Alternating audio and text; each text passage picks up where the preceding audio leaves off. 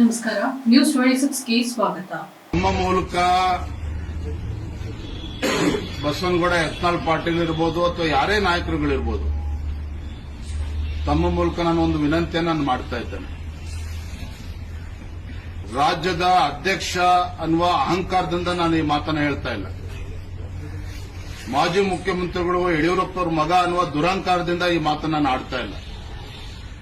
ರಾಜ್ಯದ ಅಧ್ಯಕ್ಷ ಸ್ಥಾನ ಇದೊಂದು ದೊಡ್ಡ ಜವಾಬ್ದಾರಿ. ಈ ದೊಡ್ಡ ಜವಾಬ್ದಾರಿ ಹೊಣೆಗಾರಿಕೆಯನ್ನ ನನಗೆ ಕೊಟ್ಟಿರ್ತಕ್ಕಂಥದ್ದು ಬೇರೆ ಯಾರೂ ಅಲ್ಲ, ನಮ್ಮ ಹೆಮ್ಮೆಯ ರಾಷ್ಟ್ರೀಯ ಅಧ್ಯಕ್ಷರು ನಡ್ಡಾಜಿಯವರು, ನಮ್ಮ ಗೌರವಾನ್ವಿತ ಪ್ರಧಾನಮಂತ್ರಿಗಳು ನರೇಂದ್ರ ಮೋದಿಜಿಯವರು, ಅಮಿತ್ ಶಾಜಿಯವರು, ಸಂತೋಷ್ ಜಿಯವರು ಈ ದೊಡ್ಡ ಜವಾಬ್ದಾರಿಯನ್ನು ಕೊಟ್ಟಿದ್ದಾರೆ.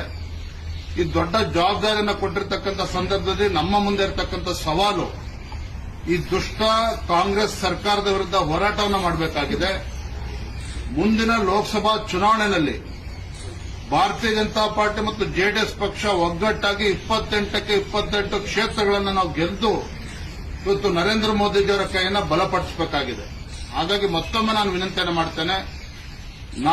ನನ್ನ ಮುಂದೆ ಇರತಕ್ಕಂಥ ಗುರಿ ಮುಂದಿನ ಲೋಕಸಭಾ ಚುನಾವಣೆ, ನನ್ನ ಮುಂದೆ ಇರತಕ್ಕಂಥ ಗುರಿ ರಾಜ್ಯದಲ್ಲಿ ನಮ್ಮ ಪಕ್ಷದ ಕಾರ್ಯಕರ್ತರು ಇವತ್ತು ಹಗಲು ರಾತ್ರಿ ಹೋರಾಟ ಅನ್ನೋದಕ್ಕಿಂತ ಹೆಚ್ಚಾಗಿ ಒಂದು ತಪಸ್ಸಿನ ರೀತಿ ಇವತ್ತು ದುಡಿತಾ ಇದ್ದಾರೆ ಕಾರ್ಯಕರ್ತರು.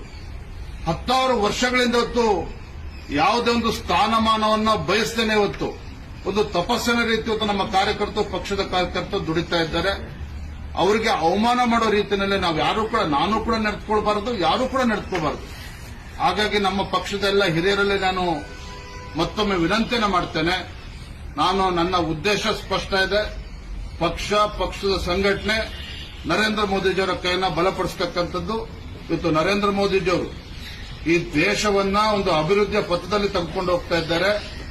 ಭಾರತ ದೇಶವನ್ನ 2047ನೇ ಇಸ್ವಿ ಅಷ್ಟೊತ್ತಿಗೆ ಒಂದು ಅಭಿವೃದ್ಧಿ ಹೊಂದಿರತಕ್ಕಂಥ ಒಂದು ಶಕ್ತಿಶಾಲಿ ಭಾರತವನ್ನಾಗಿ ಪರಿವರ್ತನೆ ಮಾಡಬೇಕು ಅನ್ನೋ ಗುರಿಯನ್ನು ಇಟ್ಕೊಂಡು ಒಂದು ತಪಸ್ಸಿನ ರೀತಿ ಹೊರಟಿರ್ತಕ್ಕಂಥ ಸಂದರ್ಭದಲ್ಲಿ ನಮ್ಮ ಹೇಳಿಕೆಗಳು, ನಮ್ಮ ನಡವಳಿಕೆಗಳು ಅದಕ್ಕೆ ಪೂರಕವಾಗಿರಬೇಕೇ ಹೊರತು ಅದಕ್ಕೆ ತೊಂದರೆ ಆಗಬಾರದು ಅಂತೇಳಿ ಮತ್ತೊಮ್ಮೆ ತಮ್ಮ ಮೂಲಕ ನಾನು ವಿನಂತಿಯನ್ನು ಇದಾಗಿತ್ತು ಇವತ್ತಿನ ಅಪ್ಡೇಟ್ಸ್. ಇನ್ನಷ್ಟು ಸುದ್ದಿಗಾಗಿ ನೋಡ್ತಾ ಇರಿ ನ್ಯೂಸ್ 26 ಕನ್ನಡ. ನಾವು ನಿಮ್ಮೊಂದಿಗೆ.